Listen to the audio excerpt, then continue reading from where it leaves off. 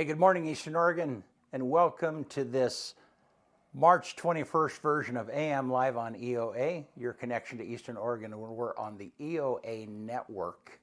And here in just a bit, we're going to have Trevor Winder. Is going to be with us. Winder. There we go. Winder from the Elgin Opera House. Yeah. I knew you were going to do. I did that last night with the. Did you? With our guest on the Cody Bowen show. Oh, yeah. What was her name? Keekley? Yeah, I don't even. Kekley? I think I don't know. Yeah. The names are hard for me, man. She did well last night. Yeah. I mean, she was much nicer to talk to than Cody. Yeah, we had a Keeping It Clear with Cody Bowen show last night, and yeah. It was good. It was good. In the news right now, there's something big in Major League Baseball. Shohei Ohtani, he's the face of baseball. I mean, he's literally the MVP the last 2 years. He's the most popular person in baseball. So they're in Seoul right now. They played the Padres last night and the night before, 3 o'clock in the morning actually. And his interpreter, who's one of his best friends, been with him since he got to America, it was in the dugout for game 1. Okay. Got fired that morning by the Dodgers, and ESPN put this out. So the original story comes out that Shohei Ohtani wrote a $4.5 million check to an offshore gambling place, which is not. It's against Major League Baseball policy to gamble offshore. You can't gamble offshore, and you can't gamble on baseball. Okay. Okay, that's the original story. He gets fired yesterday and changes his story. Now they're saying that he stole the money from Shohei. Like somehow he got into Shohei's account, his interpreter, and stole $4.5 million for gambling. This is huge because gambling is a lifetime ban in baseball. Right, yeah. Pete Rose is banned forever. Right, yeah. Every dugout, every clubhouse, above the clubhouse, there's one thing it says. You're not allowed to gamble on baseball. You're not allowed to gamble. You know what I mean? There's gambling rules about baseball, big time. Yeah. It's part of the integrity of the game. And this is I think it's a cover-up. I think Shohei knew. I think he at least wrote the check and was trying to cover for his buddy, which would be arguably against the rules. But I think that because he's the face of baseball, they're covering it up. Okay, so it came out that Shohei had offshore money. No, Shohei didn't have. Shohei wrote a check to an offshore, and what they said originally was his buddy got into a gambling debt, and he was covering his interpreter. Right. Okay. Well, then yesterday when he got released by the Dodgers, they said the story changed, and he said that he stole the money from Shohei. So like he's trying to be the fall guy. It seems like. It's going to get really messy. It already is. I mean, yesterday, every other meme was a picture of half of Pete Rose's face and half of Shohei Ohtani's face. It's crazy, man. And ESPN doesn't drop stuff unless it's legit. I mean, they aren't going to put something out unless they have firsthand knowledge of. Yeah. It's going to get gnarly. And this is the very beginning of baseball season, right? Well, so the Padres and Dodgers played 2 nights ago and tonight and last night. And then the opening day isn't for another week. These games counted. These were officially, but they were in Seoul. Okay, so these 2 games counted. They both come back to America and play like 3 or 4 more preseason games, and then the season starts. But they're 1-1 already. Yeah, what kind of a financial deal do you think is there to get them play their opening games? And you know how much money? You know baseball's huge in Seoul, in Korea. Wow. Huge, and then plus you had. I think between the 2 teams, 5 Korean players on the teams. One of them actually played in the stadium that they played at before he came to America. Oh, really? Yeah, Ha-Sung Kim for the Padres played there. Yeah. See, I haven't been following baseball in a while. So. Yeah, it's huge. It's different. Korean baseball is different. So we got to really see Korean baseball during COVID. When they weren't playing. The KBO was on Korean Baseball League. KBO was all over TV in America. They have cheerleaders. They have people going crazy all the time. It's a whole different. I mean, it's still baseball, but it's like It reminds me of minor league baseball in America. Okay. It's more, Yeah. it's more energy. There's more, you know what I mean? Right. There's a lot more stuff going on. You know, like you go to a lot more stuff to volcano engage the game crowd, and you yeah. got roof man up on the roof, and you know they're throwing free stuff. They're doing all these things for the kids. If you go to the Corvallis Knights games, you know they bring the San Diego chicken sometimes, or the cash machine. They put you in this thing and you try to catch dollars, and that doesn't happen at Major League Baseball games. Yeah. But it does that in Korean baseball. It's crazy. Interesting. Yeah. All right. Well, hey, you're on a sports roll. Let's do it. You want to do it?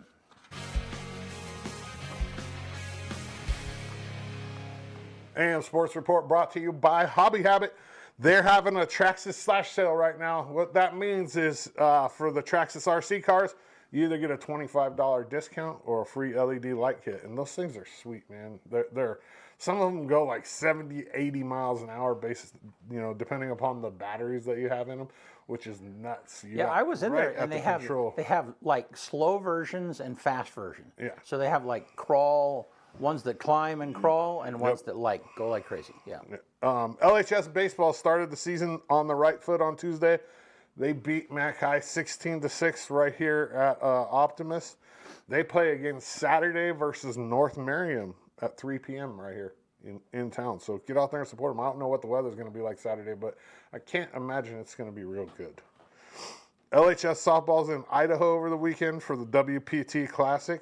They're off to a really good start. They're 3-0, and I'm kind of excited to see what this softball team does this year. They have quite a bit of talent, and they're you know, like LeGrand Sports is outside of wrestling has kind of had a rough year, and football, basketball wise, and this softball team, you know, it's going to be a bright spot. I think they're going to compete for a possible state title. We'll see. I mean, I'm sure they're going to be in the top 8 by the end of the season. EOU softball's in Portland this weekend for 4 games versus Warner Pack. EOU baseball is in Lewiston, looking to get back on track against LCST, a really tough LCSC team. The baseball team, they started out good. They're on a little bit of a rough patch right now, but I still got faith in them. I think they're a lot better than they were last year. EOU track and field will send their multis to Forest Grove this weekend on Sunday for a multi-event at Pacific University. That's it for sports. We're moving into the weekend. There's really nothing here. Like, all we have is a baseball game on Saturday. I thought it was on Friday, but it's on Saturday. North Marion, 3 p.m., Optimist. And Sports Report brought to you by Hobby Habit, just for the fun of it. Good stuff. Yeah. All right. Well, let's look outside. And it's man, we've had some just beautiful several days. It's going bye-bye, BC. Yeah. Let's look at that weather. It's See what going that graphic bye-bye. is. Yeah. Oh, well, so this has changed a little Right. bit. It is. Yeah. It's gotten a little warmer on the forecast. It's Right. still going to drop down to freezing on Sunday, Yeah. but this is a little bbit better. A little bit better than what we saw on. We're still going to get some possible snow on Sunday, though. Yeah. And then Saturday, showers. I don't like that. Because that's the day where we're supposed to have a home baseball game. Yeah. Baseball and rain don't mix very well, as you know. Right. I mean, it's not. But baseball and snow is like even worse. I mean, I'd rather it snowed when I was playing baseball because the ball doesn't get as wet. Oh, okay. You know what I mean? Like, Yeah. rain is just brutal. Yeah. I mean, I'm talking like light snow, like not like sticking snow. Right. But I'd rather have light snow than light rain for Right. baseball. Yeah. Because rain just is. I mean, Because the ball's heavier too when it's wet, right? I mean, the weight changes and everything. Yeah. Yeah, but the whole key is to keep the ball out of the water so it doesn't get heavier. Right. If you're a pitcher and you're pitching in Eastern Oregon, Yeah. and anybody that's pitched in this area knows, you do everything you possibly can to keep them damn balls dry. Yeah. Because A, when they get heavier, you throw them slower. But B, when they get wet, they're slippery. Yeah. You know, it's hard to hold on to the dang thing. Yeah. And so, yeah, Especially if you're trying to finesse it in some manner. Yeah. yeah, As a pitcher. or do anything. I mean, Yeah. you just throw it. Yeah, It's slipping out of your hand, and you want to know one of the things I used to do. So I know we were talking about weather, but That's all right. When you're a starting pitcher, and I did this all the way through college, nobody ever really stopped me. I mean, I had one umpire say something about it, but they give you a ball to warm up with, a game ball, before the game. Yeah. So you take it to your bullpen, and you're getting a feel for, so especially on the road, because you don't know what kind of baseballs they use. Everybody uses different baseballs. At home, you know your home baseballs. Right. But on the road, well, they give you the ball to warm up with before the game. You take it to your bullpen. Well, Right. I'd warm up, and then I'd take it in the dugout with me, and I'd use my teeth, and I'd bite the seams to raise the seams up all the way around the whole baseball. Yeah. And what it did was just give you better grip. Give you a little, yeah. Especially for like your curveball, because you're pulling down on a curveball on the seam, trying to get that thing to spin. And if you bite on each side of the seam, it raises the seam up. And you'd see me in there. It looked like I was eating a damn taco with a baseball in my mouth, just chewing that thing up. And then, of course, you just get it as dirty as possible. Yeah, but how do you how do you use that ball when you go out? I mean, It's a game ball. You give it back to the umpire. okay. You get so if you're the home team, the other team's hitting first, you take that ball out with you when you go to the mound and start pitching. That is the game ball. That is the game ball. Yeah, they're game balls. And then if you're the visiting team and your team's up first, you just give it to the umpire, or you can hold on to it till you go out there to pitch. Because there's like 5 or 6 game balls. You only got that one. So Right. But as soon as it fouls out. well, it comes back in high school and college. Oh, does it? Yeah, you don't get to keep, unless it gets like a cut on it or a scuff. It stays in the game the whole game.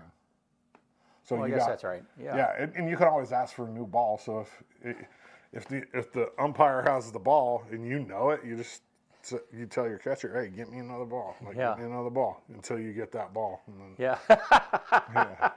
yeah.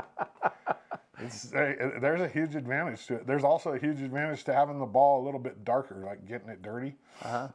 Not only does it provide better grip when you rub it down with dirt, but it's also harder to see because it's not as white for the hitter and for the umpire. You don't want the damn umpire to see it either. Like if it's on the outside corner, if the umpire can't see it real well, he's probably going to call it a strike if it's close. You know what I mean? So it's like there's some tricks of the trade when you're pitching. Put a little Vaseline right here on your cap.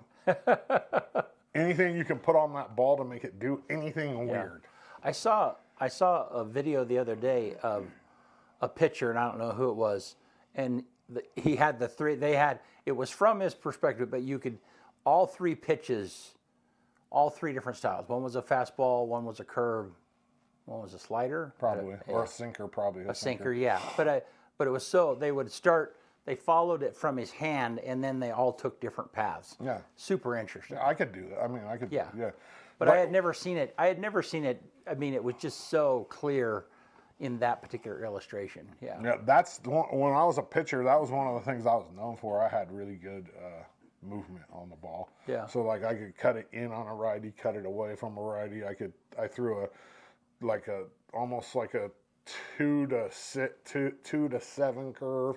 I threw a slider, and then I was one of the very few people in high school that threw a splitter.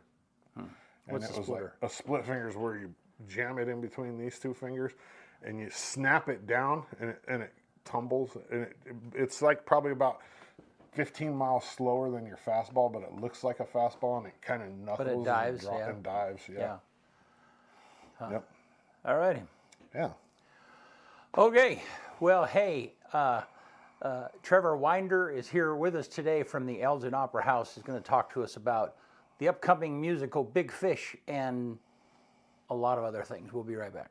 Eastern Oregon is full of interesting people with interesting minds and interesting things to say. Here at EO Live, we're committed to connecting you to these intriguing people with EO Talks. We let our special guests share their ideas and life experiences with deep, open, engaging, and inquisitive conversations. You'll also be informed in depth on some of the most recent and relevant events, issues, and more. EO Talks on EO Live, your connection to Eastern Oregon, now on Roku.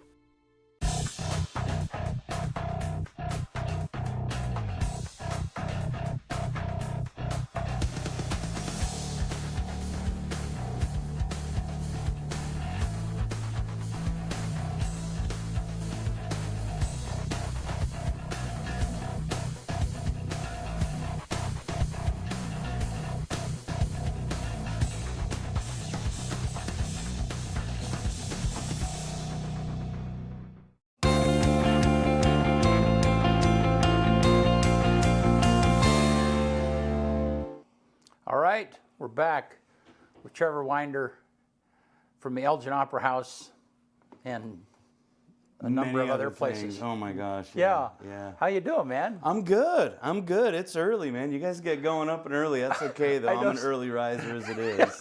I'm not. No? Yeah, no, Terry told me the other day, he's like, yeah, I don't know if we can get him, because at first when we talked about Big Fish and Yeah. we did a promo and I said, well, let's have him on the morning show. And he's like, I don't think we can get him there. Yeah, and in fact, your wife was on here, Aubrey. That's was not too long right. Yeah, ago. she sure was. Mm-hmm. Yeah, and that same thing happened. Well, I might be able to get Aubrey there, but I don't know Yeah. if I could get Trevor there. Oh, man. Well, I'm a glutton for punishment, so I decided to go back to school up at EOU to finish my Oh, that's music right. Yeah, degree. Early 8 a.m. classes, and I think I'm going to avoid that for the next term, though. I think all my classes will be starting at 11. Yeah. So I will get to sleep in a little bit, which would be nice. Yeah. Yeah.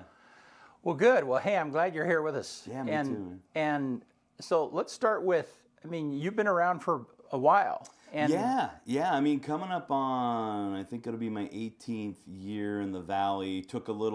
I didn't take a little break. Moved over to the Portland area after Aubrey graduated from EOU for almost 5 years, but bought a house out in Somerville last June, and I'm officially a Union County native again. Yeah. Now you're a gun guy too, which is Yeah, like yeah. super. I mean, because I don't to put theater, Right. music, and a gun. Yeah, I'm kind of an enigma, man. Yeah, and it's not just slight gun. I mean, Yeah.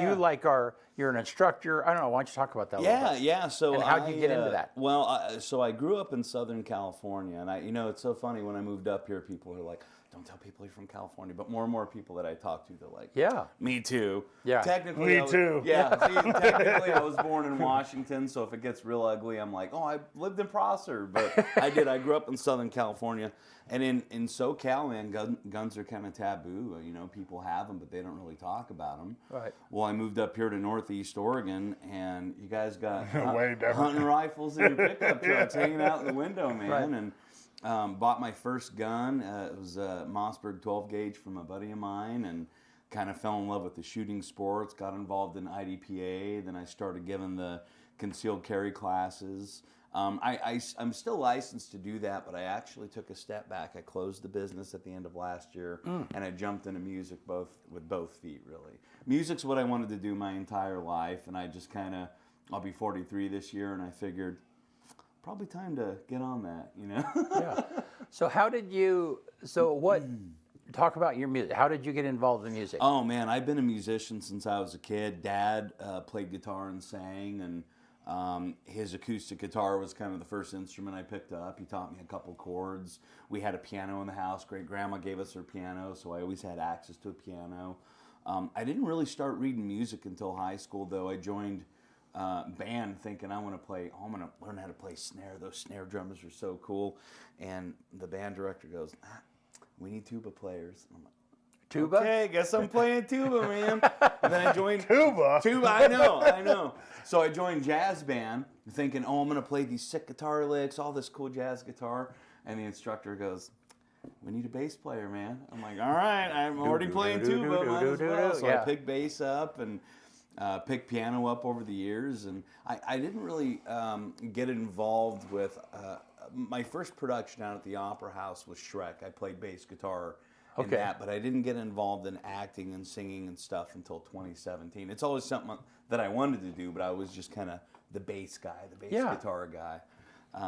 And got involved out in 2017 and kind of been going strong ever since. Wow, so that's the first real theater stuff that you did? Yeah, there was Catch Me If You Can, and I played the lion in The Wizard of Oz out there, which was super cool. My kid brother played the lion when he was in high school. Yeah. So it was a little bit of a hat tip to him when I got to do that as well. Well, that's fine.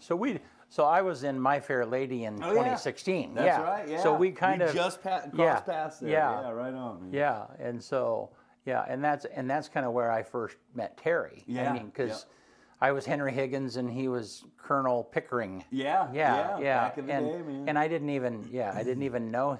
I didn't have, but we spent quite a bit of time together. Right, yeah. As you do in those productions. Well, and it was super interesting because he wasn't the director; he was just a fellow actor. Right, But- right.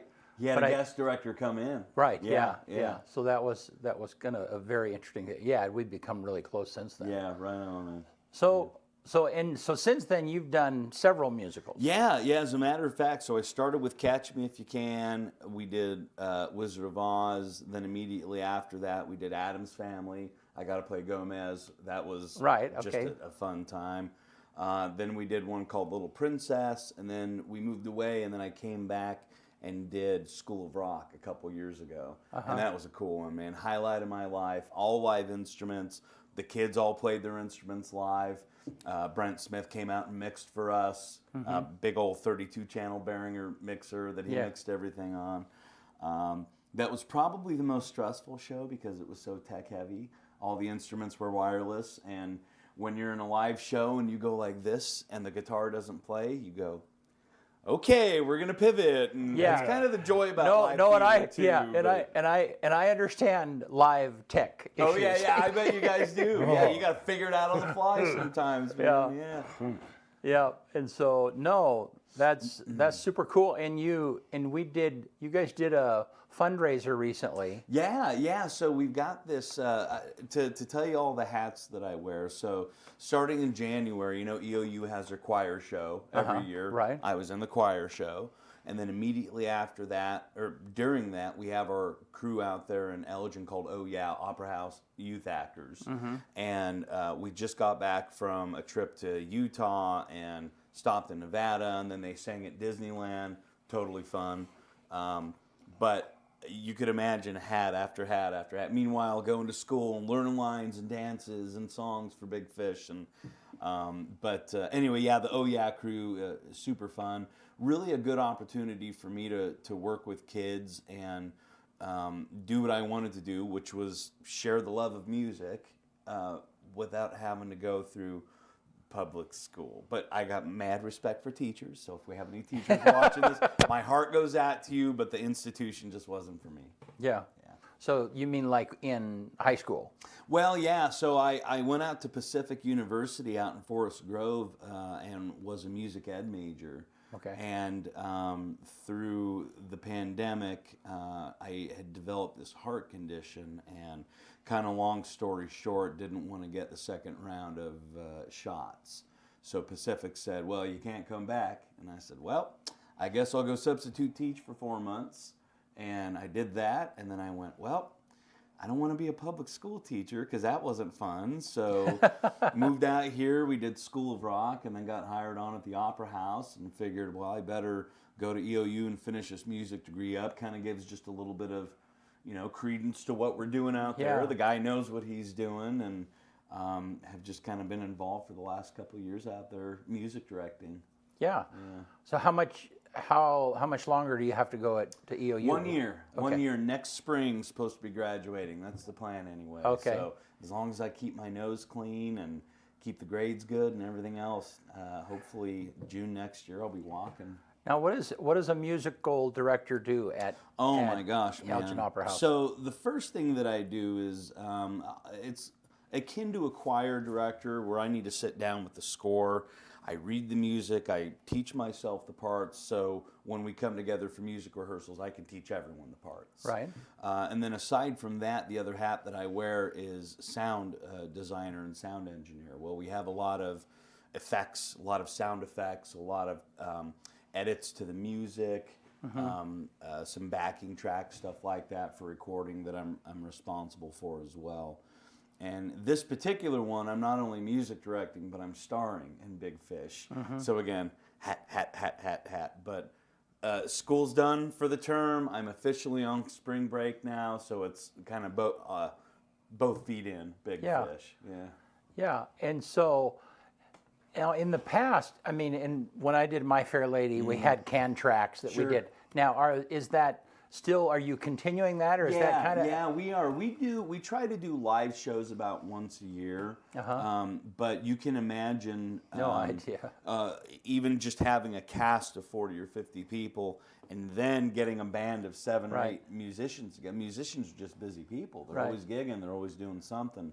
So it's about once a year. I was hoping we were going to be able to do one this year, but it's looking like maybe next year that we'll be able to have a live band. Well, and just the facility part of that. Yeah, Right, you know, yeah. you when, and I think you probably went to the same theater we did. So when we were getting ready to do My Fair Lady, we went and saw My Fair Lady in Issaquah, in a theater Nice, in okay, Issaquah. yeah. And they had a live orchestra. Yeah. But the orchestra was literally, I thought it was going to be a pit, but it was like literally Right, yeah. underneath. Yeah. Right, yeah, that's how many of them are. Yeah. Yeah, I mean, I walked up. There's a little hole, so you can still see you still see the director, and you have a few Right, instruments. yeah. But the body of the orchestra, Was virtually under the stage. under where the first several rows, people are sitting right on the Right. orchestra, and they don't even know Right. it.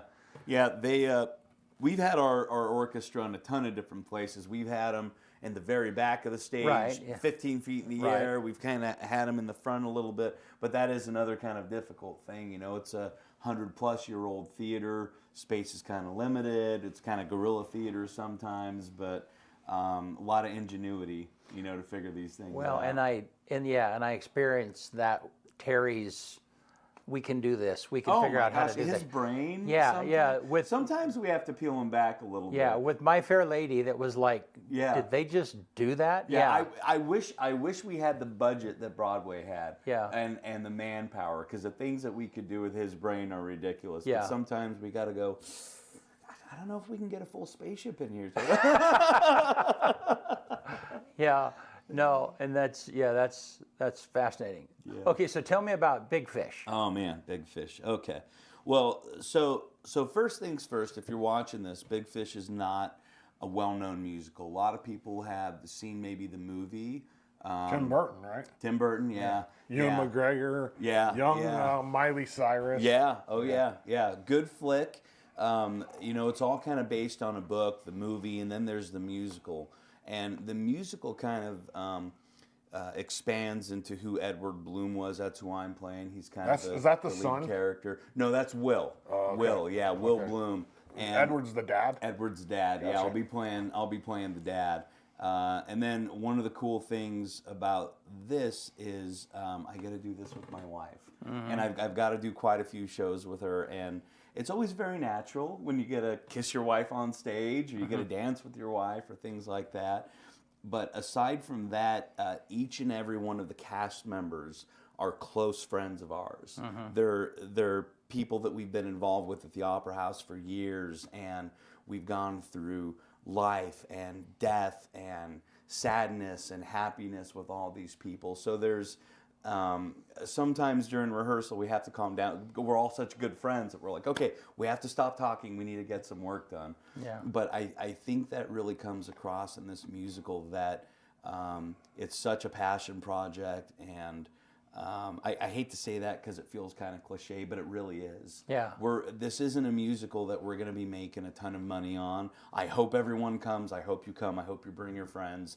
But we're working really, really hard on this, and we just need to get butts in the seats. Yeah. So if you're watching this, tell your friends, tell your family, come down. Let's sell opening weekend out and get the good word out, because it's a beautiful show. Opens April 5th. Opens April 5th. Yeah, and so where does Big Fish, what does that title refer to? Yeah, so the entire premise of the story is Edward Bloom is a storyteller. Okay. He takes real life stories and expands on them and makes them larger than life. And he does that really for the benefit of his son. Okay. To kind of tell these big stories and kind of entertain his son.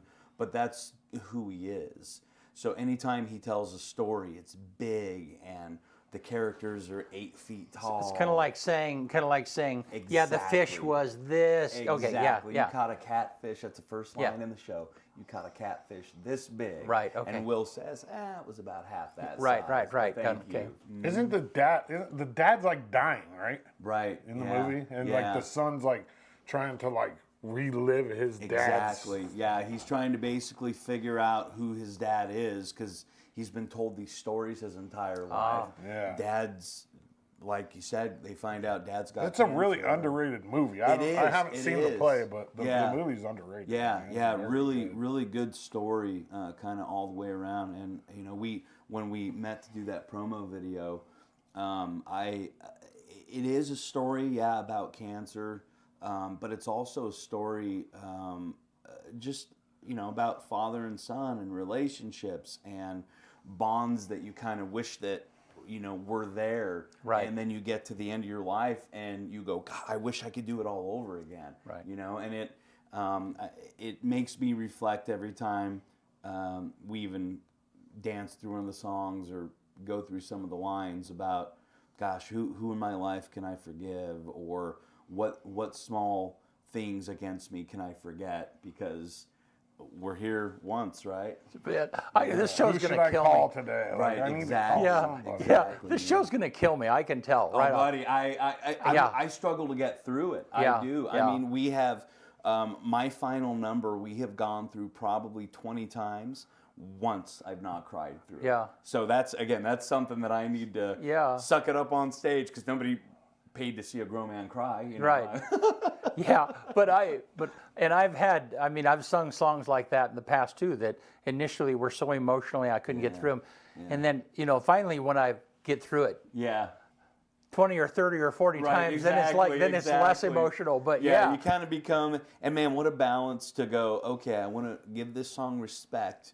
I don't want to think about all the people in my life that I've lost. I want to be this character, but it's a balance. Right. It's a balance, You got to for disconnect, huh? Sure. You do. You just have to absolutely completely do. disconnect. Absolutely. Well, and everything you're talking about there, you know, even outside of someone being sick or ill or whatever it might be, you know, and you guys don't know this totally yet, but I mean, when you get to your 50s and your 60s, then that kind of stuff is all over. It's how did I do? What kind of a legacy am I leaving? My dad's getting Right? older. Yeah, I'm getting older. My oldest daughter just turned 17. She's going to be 18 this year. And you just kind of, you lose people, you know, in your life. And it's crazy to kind of just see time tick on. And it just lockstep marches forward. And you just wish at some point you could pause, but you can't.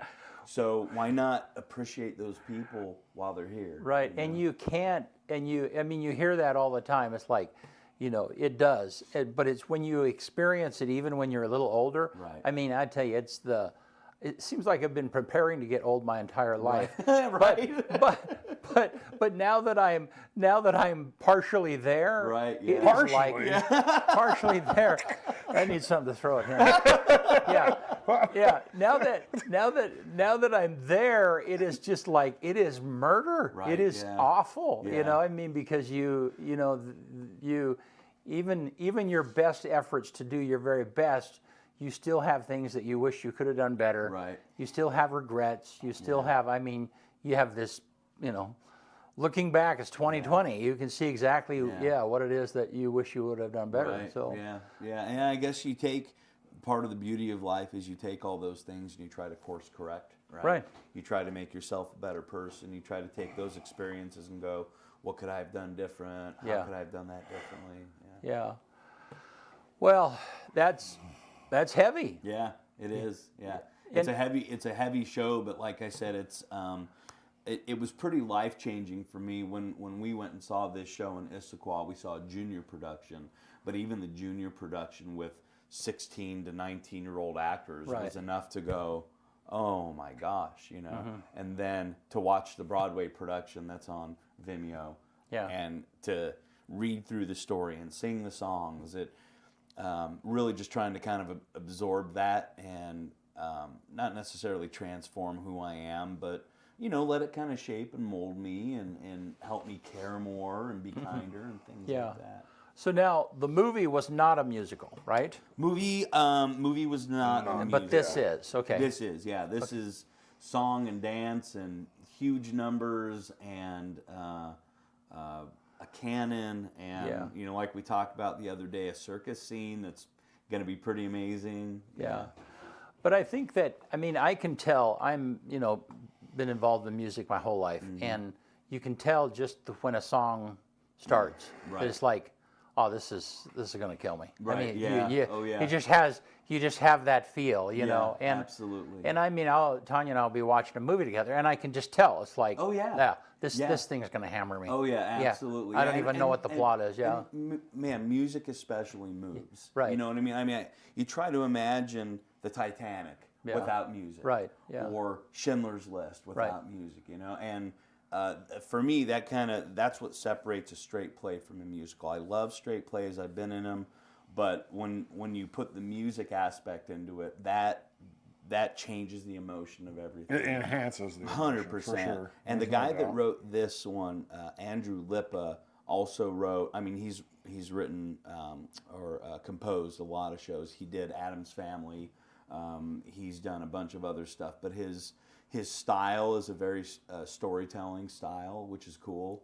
But you can kind of hear, I'm going hoarse a little bit here, just from a lot of high notes, a lot of tenor notes for sure, but all beautiful music. Yeah.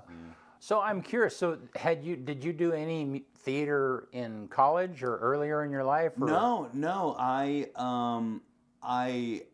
I'm trying to think. But like you are such a ham. That's what I'm trying to get. Well, my dad always used to say he could leave me alone in a room full of people and come back and I'd know everybody by name. Yeah. I've always just been very outgoing, try to be warm and friendly, and I think that lends itself pretty well to the stage because I can just kind of be myself. You know, even during School of Rock, people be like, "Oh, you're such a great Dewey fan. You like Jack Black." And my wife rolls her eyes. She's like, "That's literally how he is. That's who he is." So I don't know if it's acting or you know what, it maybe just being myself on stage. But, It's funny because on social media I saw Jack Black doing different things or whatever. Yeah. I can't remember what it was, and it's like he is the same character. Right? Yeah. He is. Yeah, I mean, so like if he picks up a microphone, even in a impromptu setting, it's the same dude. You're getting Jack Black, man. Yeah, 100%. Yeah. You know Jack Black's first movie? Trivia. Jack Black's first movie. His first movie? Ever. I'm trying to think if Saving... It's a hard one. Saving Silverman was before School of Rock. It's before that. It's before that? I don't know. Waterworld.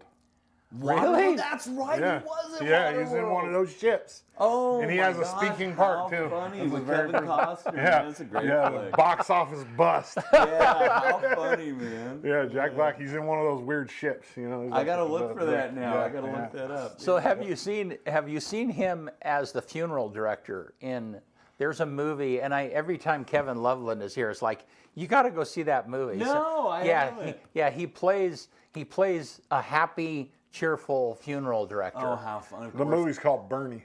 Bernie? Of course, Kevin would tell you to go watch that movie. No, I Oh, you tell tell Kevin. Kevin, oh, yeah, it's okay, like you've got it because I've seen it. It's not. I mean, it's probably 10 years old or something like that. And At least. yeah, Bernie. and Okay. yeah, but still, it's and he is less of Jack Black in that particular character. Now that I think about it, Interesting. He must have told him to tone it down. Yeah.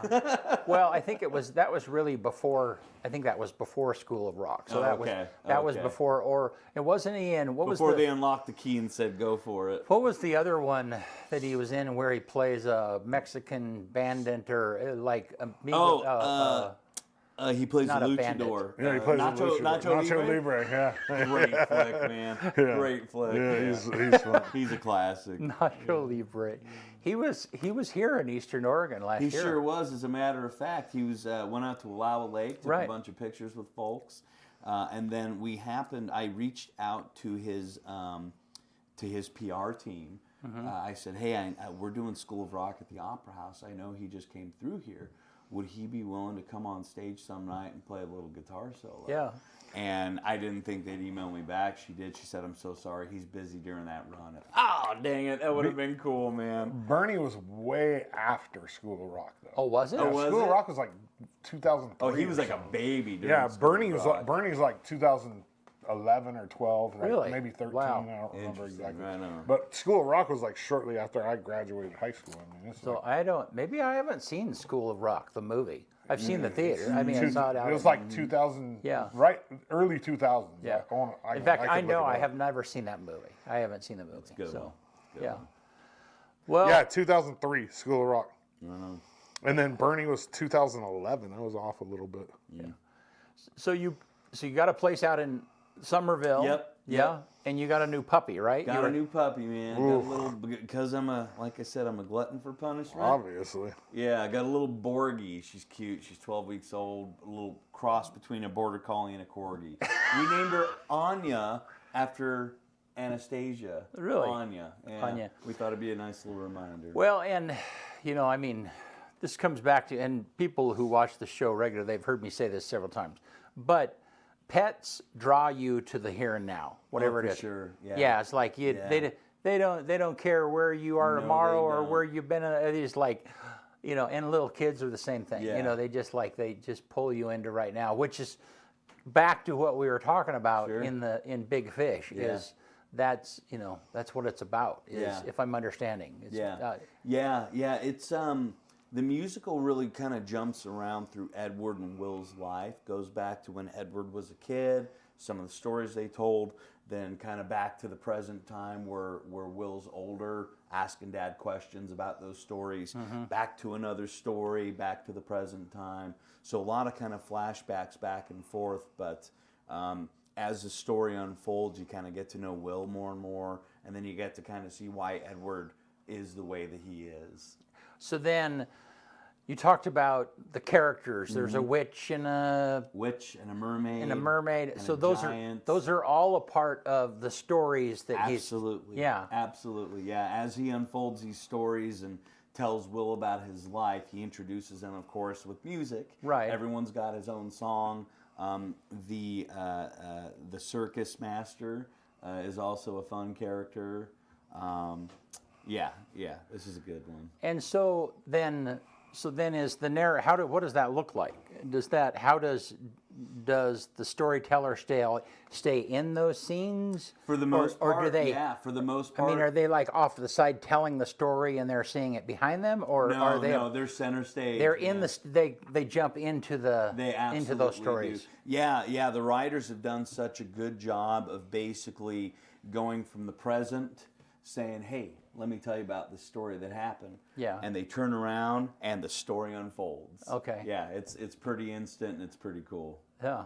Well, awesome. And now, you guys, and I know Nathan, you guys spent quite a bit of time and money. Yeah. On the projection, the scene projection. Man, the projections are awesome. Yeah. Now, is that a part of this too? Oh, yeah. Or, yeah. Yeah, How much hard sets do you have? We don't have much. We do have a stage that's pretty cool that we've developed that, without ruining the magic, Right, yeah. changes Okay. for this show, which is Okay. pretty cool. Kind of Transformers a little bit. Yeah. But those projections, AI is pretty cool nowadays. Yeah. And the stuff that you can develop with it and all the pictures that you can develop with it. So we're using that as a big part of what we do with the projections. But that system was like 99% conceived and designed by Nathan. He just spent hours researching it and calling different venues Yeah. and kind of seeing what they use. And we had stuff suggested that was kind of like more for conferences. And he thought, no, man, we've got to be able to do all kinds of stuff. Well, one of the cool things that it does is that it projection maps. So if you've got a globe, you can basically hit that with 2 or 3 different projectors and project a globe, a spinning globe, onto a round object. Right. Pretty cool technology that they have, almost akin to what they have at the kind of the big ball that's in Las Vegas. I don't know. The Sphere. The Sphere, yeah. Almost akin to what that is as far as the software goes. That thing's crazy. Yeah, it's insane. It's so cool. Well, yeah, and- we've only kind of touched what we Yeah, can and do Nathan thus and I far. talked about it a little bit when he was with, and man, I mean, I've had a ton of experience in projection Oh, stuff yeah. in the past, Yeah. my previous life, but so I understand, yeah. So I saw a little bit of it when I was out. And you Yeah. guys did the fundraiser Right, show, yeah. and so no, that's very cool. Yeah, it's neat. We're constantly adjusting. We just picked up another projector for this show that's going to kind of the ideas we're going to project on some of the actors while they dance, Oh, which is interesting. going to be it's pretty interesting stuff, and it's kind of risky, you know, because you dump a lot of time and money and energy into that, and if it doesn't pan out, you're kind of hosed. But so far, it's worked really, really well. Well, I tell you, I saw a stage production this last summer, and it was, you know, they had the entire back of the stage were actually flats that were video panels, you know. Yes, yeah. And I mean, I was amazed. They became as much a part of the show as I mean, most of what I would like, they would have a dancer and he would be out doing a dance. Right. And then all of a sudden there would be 50 of him behind him dancing, you know. And clearly it was video that they had shot before and then manipulated. And they're all dancing in sync. I mean, he's actually dancing in sync to a recording.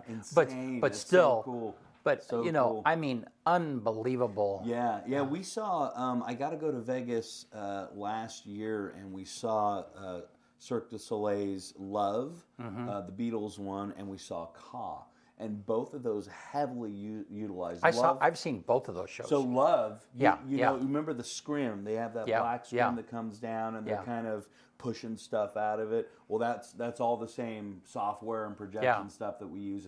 But of course, they probably have 50 projectors to our 5 projectors, right? Yeah. No, I've seen both of those shows. Beautiful. And fun, unbelievable. Yeah, really good shows. Yeah, and I mean, every time I try and describe that, you know, on like in Ka on that show, it's hard to. No, the stages. There are 2 stages, and one's look like a regular stage, and the other one is vertical. Yeah. But at any time they can lay down, they can change. And when actors exit, they just jump. They just jump off into the stage into a net that is down below. And they have that stage turned sideways like this. Yeah. And the climbing up the thing that like, oh my gosh. It's just it's the craziest. Multi-millions and millions. Yeah, in fact, I went with some buddies, but it's been 10 years ago. We went to Vegas to see those 2 shows, and then Love. You know, if you are a big Beatles fan, you know, I mean, it's the craziest, and that's in the round, which is really interesting. So. That is really interesting. And then of course having all the characters kind of walk through at the beginning and introduce themselves and become part of it. Yeah, really good entertainment. Good show. But those, when you go, the point of that is that when you go to that kind of a show, though, you go like, man, we could never do this. But there are parts of it that is like, wait a minute, we could do that. We can use that. Well, and this, I mean, all of this is the same thing. I mean, I've been to some of the big production shows and NAB. The NAB is happening next month, and then it happens every year. Well, you go to that and it's like, we could never afford that. Right. You know, I could never. But maybe 3 or 4 years from now, I could buy that used. Right. You know? Exactly. Yeah, exactly. So it just helps push technology forward. Yeah. The beautiful thing about those projections is it really it opens up our palette for sure, because when we have someone come in and hand paint. They always do. John Hanley, I'm sure you know John. John does an amazing job, but we're just kind of stuck with that for the show. Right. Where projections, I mean, with a button push, we can really you know, change what we're looking at, change where we are. Yeah. I still love the hard sets, though. I do too.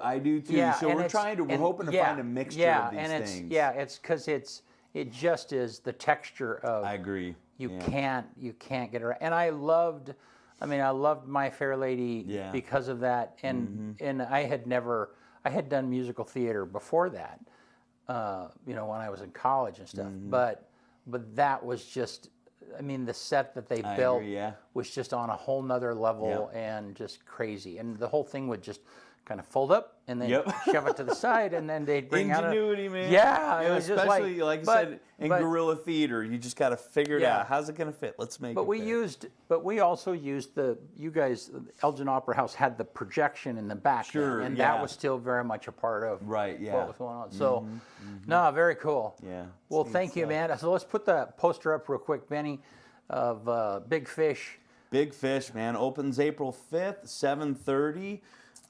Tickets are on sale now at elginoperahouse.com. We do have group buys available, so 10 or more, reach out and we'll get you guys a group by. We're hoping to get that opening weekend full so the good word can spread and everyone can tell their aunts and uncles and grandparents and kids and all that good stuff. Yeah, and it sounds like, I mean, it's hard. It's going to be emotional. Oh, yeah. But like you said yesterday in the thing that we were doing is that it's good therapy. Oh, 100%. Grieving is hard. It is. But if you put it off, it's just going to come get you another time. Agreed. Yeah, and even just aside from the grieving, a fun show. Yeah. Fun dancing, a good story. Yeah. And again, I hope that people will come away with hearts just full of faith, hope, and love. Yeah. Yeah. Well, and Terry, if you watch this, you dog. Yeah. So yeah. I don't know if he even knew what to expect. Like I said, man, this musical especially. I'm still very excited to do it, but just after some events that happened, some loss in our life this year, it just hits so much deeper. Yeah. You know, it's become maybe turned from a passion project to just something that I kind of need to do for me as well. You know. Well, and what happened? So he called me Monday morning. I'm on the way to work, and he says, "Hey, I really, can you help me do a promo for this particular thing? Yeah. We don't have any pictures of any of the actors. We don't have anything." And like, what do you have? Well, I can send Trevor in. Right on, And yeah. and it's like so we're going to point the camera at Trevor. Yep. He's going to look at the camera, and he's going to convince us to come to the Right. show. And he said. Yep. I said, okay, well, let's see what we can do with it. Yeah. So Right you on. come into the studio, and I don't know the show, Big Fish at all. And so then we do a mic check, and I'm like, okay, well, give me your energy. I know that you have energy, you know. And so we set the mic level, and then we start rolling, and then you puddle, man. Oh, man, I am a mess. You do. You just puddle, and I mess feel with like, this show. oh, that dog. You didn't give me any warning. Benny was editing it, and I'm like, is he crying? Oh, the whole time, man. Dude, this one especially gets me. I lost a close friend of mine a couple months ago. I've got a friend of mine out in Washington that's got stage 4 lung cancer. Oh. Dad's getting older. I'm getting older. So I mean, all of this is it's a very heavy weight, but like I said, so therapeutic to work through this and to do this show with my closest friends. Yeah. Awesome. Yeah. Very cool. Cool. All righty. Alex says Jack Black was in X-Files. Yeah. X-Files. Well, I mean, he was so like 1995. Waterworld was his first box office movie. Like he was in little piddly movies, like. But you know, Jack Black's made most of his money on his voice. Oh yeah, man, Tenacious D. All of his his voice, like voiceover characters. Oh yeah, all of his that's biggest true. Kung movies Fu are Panda, his voice.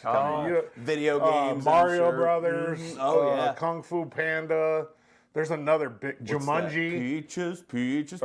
Yes, yeah, there you go. He I mean, he's an awesome actor, but at the same time, his voice is Yeah. Well, and he does have a Kung great Fu voice. Panda 4 this last weekend overcame Dune 2. Is that right? Yes. That doesn't surprise me at all. Boy, Yeah. right on. So, right. all right, get us On out. this day, 1871, journalist Henry Morton Stanley begins his famous expedition to Africa. This is how little happened on this day. I don't even know who that guy is. 1963, on this day, Alcatraz prison in San Francisco Bay is closed. The most important thing that happened on this day was in 2006, though. The first ever tweet was sent out by Twitter founder Jack Dorsey. What do you think he said? Hello? Didn't No, he say said, hi? just setting up my Twitter. Oh, right. It's not even called Twitter anymore, Yeah, but it's X, which is just weird. setting up my Twitter. Yeah, just funny. setting up. But he didn't. He misspelt it. It used to be He spelled it TWTTR. Oh, how funny. Yeah, he How misspelled funny. Twitter, and it was spelled TWITTER. Right. But he just said TWTTR. How funny. Yeah. And is that what the branding was for a while? Was the misspelling stick? No, Or was it TWITTR? No, it's always been Yeah. TWITTER. On this day, the number one song on this day in 2004, "Toxic" by Britney Spears.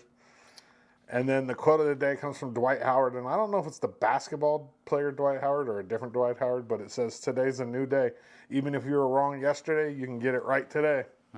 One more time. Today's a new day. Even if you were wrong yesterday, you can get it right today. I don't know any other Dwight Howard, so I would assume that might be the basketball player, but who knows? Yeah.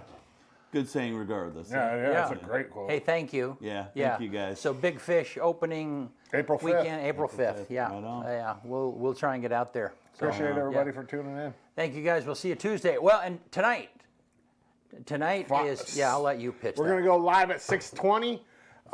Candidate forum coming to you from Union. We'll have both the guys running for sheriff, all 3 of the people running for judge, and all 9 candidates for county commissioner. They're having a forum, and they're going to answer some questions if you guys want to watch. If you're watching and you want to ask a question, you want me to put it in the box for you, get it into the comments right when it starts, and I'll write it down and get it into the box for you. Yep. All righty. See you on Tuesday. Thank you guys. See you then.